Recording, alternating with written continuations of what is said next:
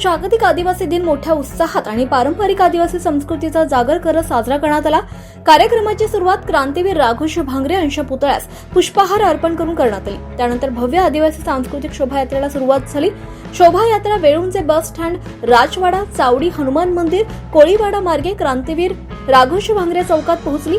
या शोभायात्रेत आदिवासी बांधवांनी पारंपरिक वेशभूषेत मोठ्या संख्येने सहभागी होत आपल्या समृद्ध संस्कृतीचं दर्शन घडवलं।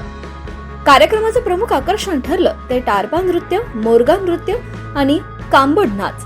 पारंपरिक वाद्यांच्या तालावर सादर झालेल्या या लोककला आणि नृत्यांनी उपस्थितांची मने जिंकली। तसंच शाळेतील विद्यार्थ्यांनी विविध आदिवासी सांस्कृतिक नृत्यांचं सादरीकरण करून कार्यक्रमाची शोभा वाढवली।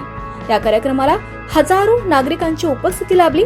आदिवासी समाजाची परंपरा, कला, संस्कृती आणि लोकजीवनाची ओळख पुढील पिढीपर्यंत पोहोचवण्याचा सुंदर संदेश या कार्यक्रमातून देण्यात आला।